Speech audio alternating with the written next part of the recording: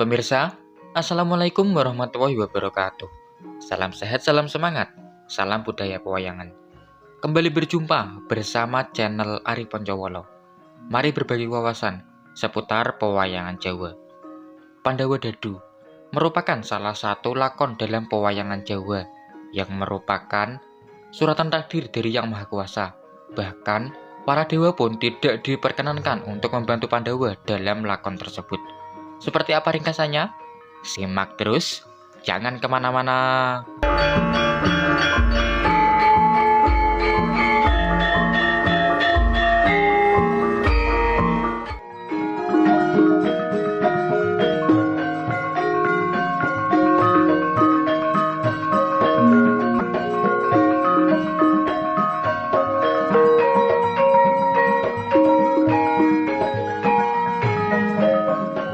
Dalam lakon pewayangan Jawa, Pandawa Dadu dimulai dengan jejer pertama dari kerajaan Hastinapura. Terdapat sebuah pasewakan yang dipimpin oleh Prabu Duryudono, dihadiri oleh Patih Sengkuni, Resi Durna, Adipati Karnobasusena. Bisa juga dengan menambahkan Raden Kartomarmo ataupun Raden Dursasana. Pada pertemuan tersebut, Prabu Duryudono, raja dari kerajaan Hastinapura, menyampaikan isi hatinya.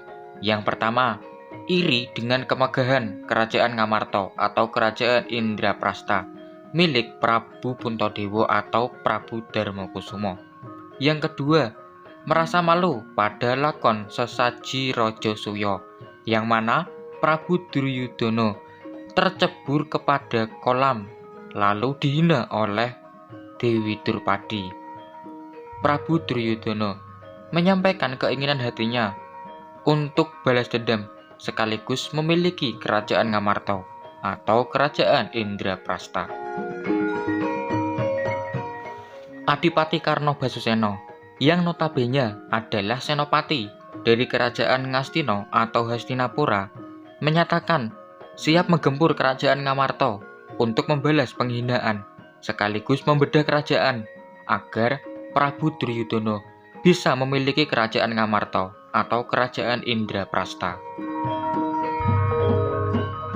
Dalam pertemuan tersebut, Patih Sengkuni nampaknya tidak setuju dengan Adipati Karnobasusena dengan menyatakan penghinaan harus dibalas dengan penghinaan pula, lalu merencanakan sebuah permainan dadu dengan dasar Prabu Puntadewa gemar bermain dadu. Pada permainan tersebut, Patih Sengkuni menyiapkan sebuah rencana untuk mempermalukan Pandawa beserta Dewi Drupadi.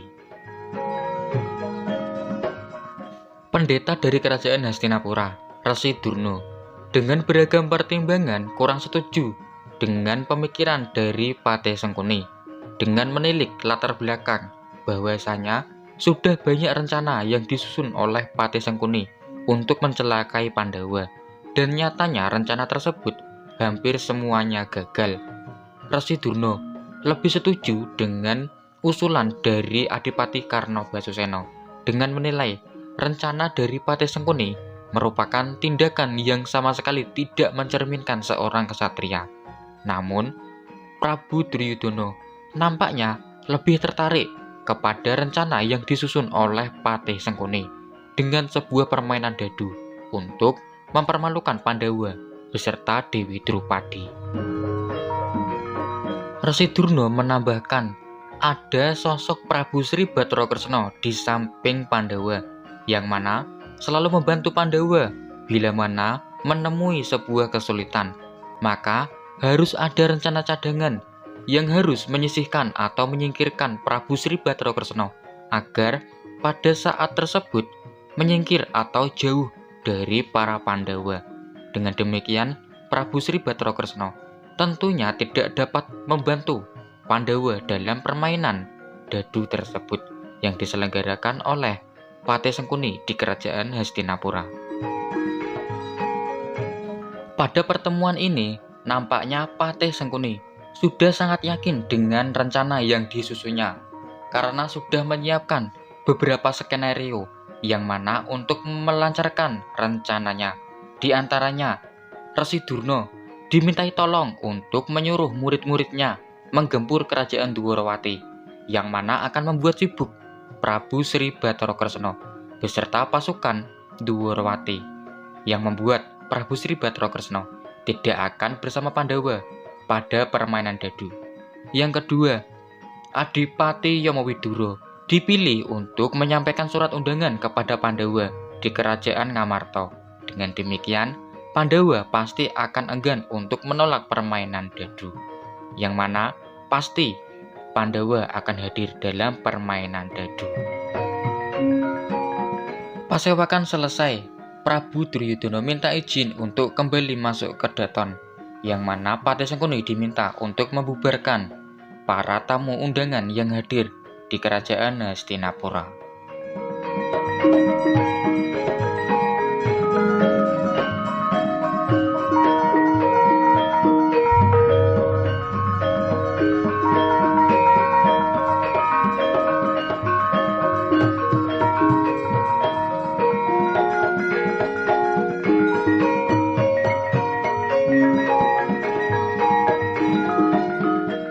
Selanjutnya adalah babak budalan kerajaan Ngastina atau Hastinapura. Resi Durna memanggil murid-muridnya yang mana bertujuan untuk menyerang kerajaan Dwarawati. Prabu Wiruka, Prabu Wisaka, Prabu Reksaka, Prabu Jayakurda, dan Prabu Surasekti. Mereka semua merupakan bawahan dari Prabu Jarasandha, Prabu Sisupala, Prabu Hamsa, dan Prabu Dimbaka.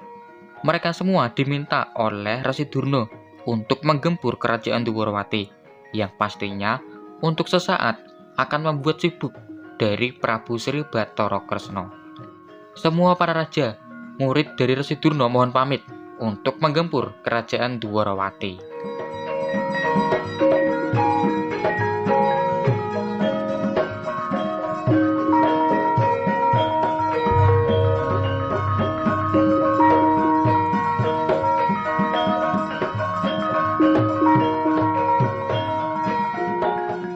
Beralih dengan jejer kedua pada lakon Pandawa Dadu adalah sebuah pasewakan di kerajaan Dwarawati yang dipimpin oleh Prabu Sri Bathara Kresna dengan tamu undangan Prabu Baladewa.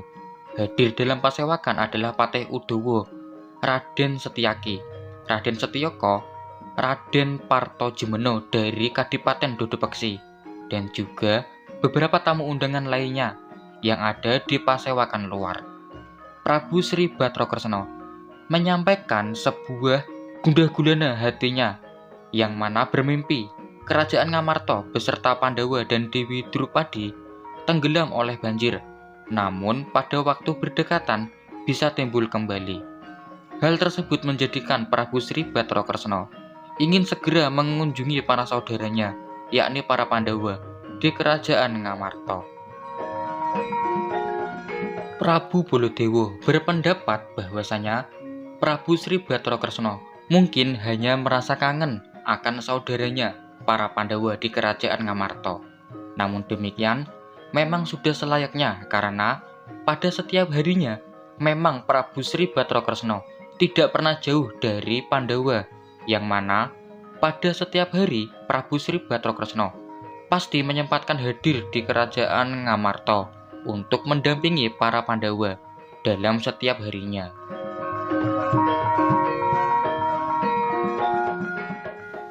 Tidak lama berselang, Patih Praguta dari pasewakan luar menghadap Prabu Sri Bathara Kresna guna melaporkan bahwasanya kerajaan Dwarawati kedatangan musuh yang mana ingin menggempur dari kerajaan Dwarawati.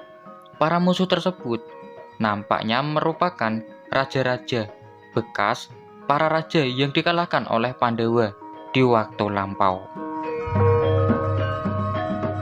Prabu Sri Bathara Kresna meminta tolong kepada kakaknya Prabu Baladewa untuk mengatasi masalah yang menimpa kerajaan Dwarawati tersebut. Lalu Prabu Sri Bathara Kresna meminta izin untuk masuk sanggar pelanggatan guna melakukan pemujaan, mohon petunjuk kepada Yang Maha Kuasa mengenai apa yang terjadi pada saat tersebut. Lalu Prabu Baladewa memimpin para pasukan Dwarawati untuk menghadapi musuh yang menggempur Kerajaan Dwarawati.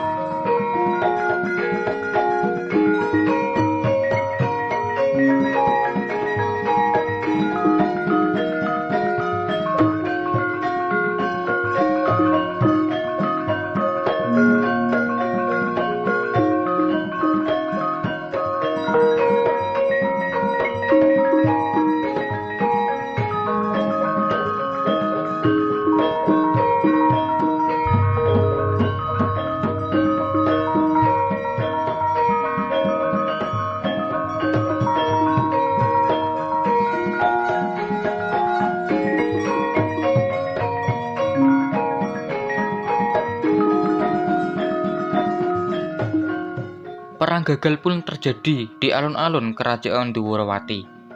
Kerajaan Dwarawati dipimpin oleh Prabu Baladewa, diikuti oleh Raden Setyaki, Raden Udawa, Raden Partojumeno, tidak ketinggalan Patih Prakuta, melawan Prabu Wiruka, Prabu Wiksaka, Prabu Wisaka, Prabu Reksaka, Prabu Jayakurta, dan Prabu Surasekti, para murid dari Resi Durna.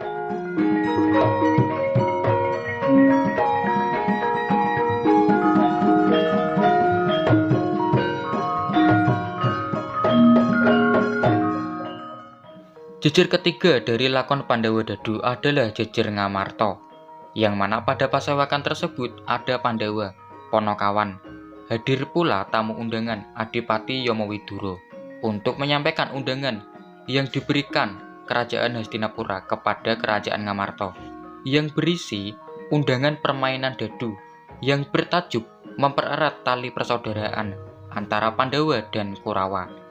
Prabu Puntadewa mendengar undangan tersebut langsung setuju dan akan segera berangkat menuju Kerajaan Hastinapura untuk memenuhi undangan permainan dadu yang diadakan oleh Kerajaan Hastinapura. Beberapa yang hadir dalam pasewakan seperti Raden Werkudara, Raden Janaka, dan Ponokawan meminta Prabu Puntadewa agar mempertimbangkan kembali keputusannya untuk menghadiri undangan dari Kerajaan Hastinapura untuk permainan dadu, karena tidak cuma 1-2 kali Kurawa melakukan kegiatan serupa yang mana tujuan utamanya adalah mencelakai para Pandhawa. Adipati Yomowidura juga menyampaikan kecurigaannya akan undangan tersebut dan meminta Prabu Puntadewa untuk mempertimbangkan kembali keputusannya mengenai permainan dadu yang akan diselenggarakan di Kerajaan Hastinapura.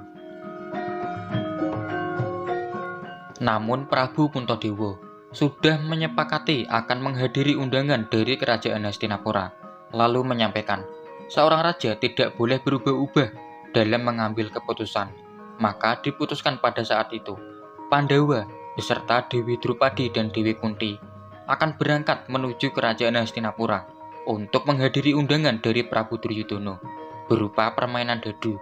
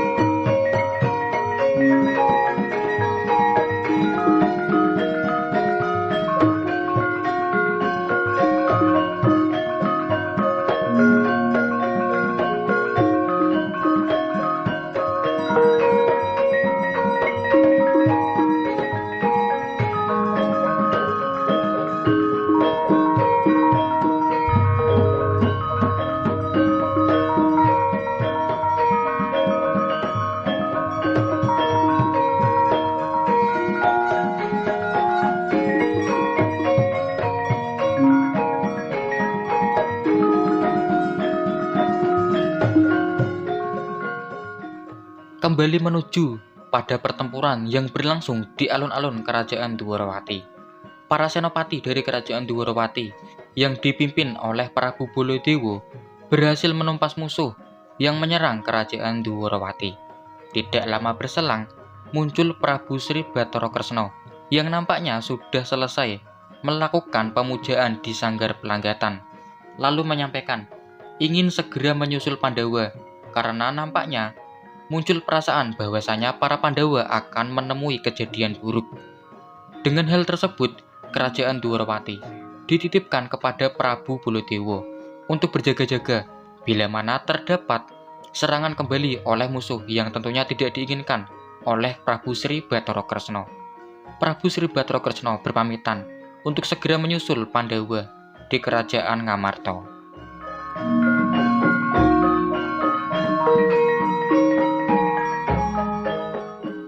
Selama perjalanan, Prabu Sri Bathara Kresna selalu diiringi dengan perasaan was-was karena tidak rela bila mana para Pandawa menemui celaka. Namun, belum sampai di kerajaan Ngamarta, Prabu Sri Bathara Kresna sudah dihadang oleh Sang Hyang Bathara Narada untuk menghalangi tindakan dari Prabu Sri Bathara Kresna yang mana hendak menyusul Pandawa. Sang Hyang Bathara Narada melarang Prabu Sri Bathara Kresna untuk menyusul Pandawa yang saat ini sudah tidak berada di kerajaan Ngamarta, melainkan sudah sampai di kerajaan Hastinapura. Sang Hyang Bathara Narada menyampaikan apa yang akan dialami Pandawa pada hari tersebut sudah tulisan dari Yang Maha Kuasa. Bahkan para dewa pun tidak diwenangkan untuk membantu Pandawa pada saat itu. Maka Sang Hyang Bathara Narada mengizinkan Prabu Sri Bathara Kresna hanya untuk menyusul, namun menggunakan aji panglimunan yang tidak memperlihatkan badannya. Namun dengan perjanjian, Prabu Sri Bathara Kresna sama sekali tidak diizinkan untuk membantu Pandawa, yang mana apapun yang akan dihadapi Pandawa, Prabu Sri Bathara Kresna hanya diizinkan untuk melihatnya saja dari kejauhan. Tidak ingin menunda waktu, Prabu Sri Bathara Kresna setuju lalu segera menyusul Pandawa di kerajaan Hastinapura, tentunya sesuai dengan pesan yang disampaikan oleh Sang Hyang Bathara Narada, menggunakan ajian panglimunan, dan tentunya sama sekali tidak akan membantu Pandawa apapun yang terjadi pada saat itu.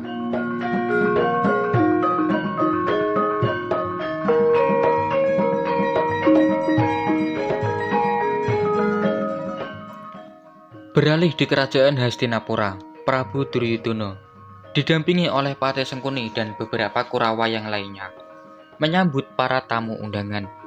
Di antara tamu undangan terdapat Maharsi Bisma Dewabrata dari Pertapan Talkando yang juga hadir untuk menyaksikan permainan dadu tersebut.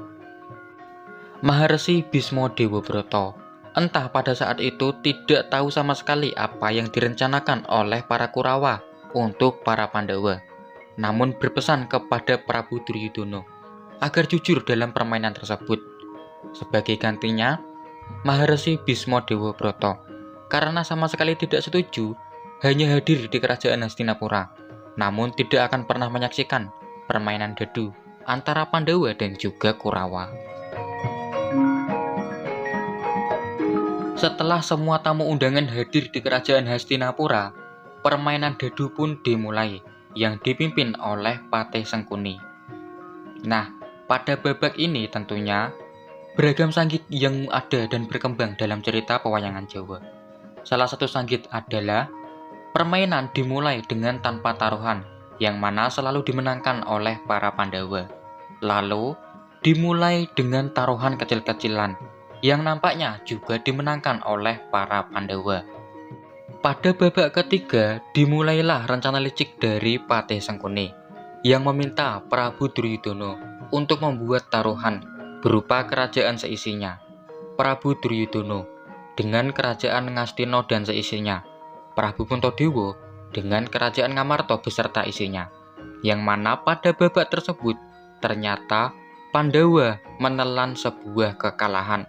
Maka pada saat itu dimulailah rencana dari Patih Sengkuni untuk mempermalukan para Pandawa, tentunya Dewi Drupadi. Pada akhirnya, Pandawa menelan sebuah kekalahan dalam permainan dadu tersebut dengan taruhan kerajaan Ngamarta beserta isinya. Sungguh suratan takdir, yang mana para dewa pun tidak diwenangkan untuk membantu Pandawa pada saat itu. Dimulailah rencana untuk mempermalukan Pandawa beserta Dewi Drupadi. Prabu Duryudono meminta Raden Dursasana untuk membawa Dewi Drupadi menuju panggung utama permainan dadu. Lalu dimulailah kegiatan untuk mempermalukan Pandawa beserta Dewi Drupadi. Nah, pada babak ini juga beragam sangkit yang berkembang yang ada dalam cerita pewayangan Jawa mengenai tokoh yang menyelamatkan Dewi Drupadi, yang membuat selendang Dewi Drupadi tidak akan pernah habis saat ditarik oleh Raden Dursasana. Adapun sangkit yang pertama menceritakan Prabu Puntadewa sendiri yang menyelamatkan Dewi Drupadi dengan menggunakan jamu Kalimasada untuk melindungi Dewi Drupadi. Adapun versi kedua yang menceritakan bahwasanya Sang Hyang Bathara Darma yang menyelamatkan Dewi Drupadi.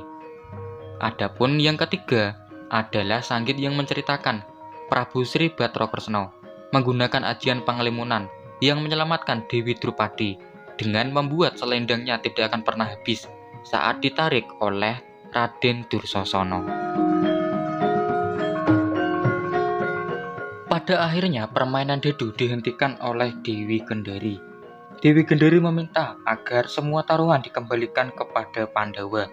Namun, Prabu Duryudono menolaknya dengan alasan semua yang sudah ditaruhkan harus ditebus melalui jalan peperangan, lalu membuat sebuah hukuman kepada Pandawa, yakni sebuah hukuman buang selama 12 tahun di hutan, lalu dilanjutkan dengan 1 tahun sembunyi tanpa ketahuan siapapun. Bila ketahuan oleh Kurawa, maka hukuman harus diulang lagi selama 12 tahun dan 1 tahun bersembunyi. Hukuman tersebut diterima oleh Pandawa, dan sebelum pergi ada sumpah dari Dewi Drupadi bahwasanya akan membiarkan rambutnya terurai tanpa mengikatnya sebelum keramas darah dari Raden Dursasana. Adapun jejak terakhir pada lakon Pandawa Dadu adalah pertemuan antara para Pandawa beserta Dewi Drupadi, Dewi Kunti. Hadir juga Prabu Sri Bathara Kresna, Adipati Yamawidura, dan juga beberapa ponokawan. Para Pandawa hendak berangkat untuk menjalani hukuman berupa bersembunyi di hutan selama 12 tahun beserta Dewi Drupadi. Awalnya Dewi Kunti ingin ikut bersama Pandawa, namun ditolak oleh para Pandawa. Pada akhirnya Dewi Kunti singgah selama 12 tahun dan 1 tahun persembunyian Pandawa bersama Adipati Yamawidura di Kadipaten Pagombaan. Usai mendapat wejangan-wejangan dari para saudaranya, akhirnya para Pandawa berangkat untuk menjalani hukuman 12 tahun bersembunyi di hutan dan 1 tahun bersembunyi tanpa ketahuan oleh siapapun. Sementara itu, para ponokawan diceritakan juga mengikuti Pandawa selama 12 tahun di hutan dan juga kelak akan mengikuti Pandawa bersembunyi 1 tahun di Kerajaan Wirata dalam cerita pewayangan Jawa. Demikian ringkasan lakon Pandawa Dadu dalam cerita pewayangan Jawa, sebuah lakon yang mana memang sudah suratan takdir dari Yang Maha Kuasa. Semoga ringkasan lakon ini bermanfaat untuk berbagi wawasan seputar pewayangan Jawa. Mohon dukungannya dengan subscribe channel Ari Poncowolo. Mari berbagi wawasan seputar pewayangan Jawa. Terima kasih telah menyimak video yang sederhana ini. Mohon maaf karena pasti masih banyak kurangnya. Wassalamualaikum warahmatullahi wabarakatuh. Nuwun.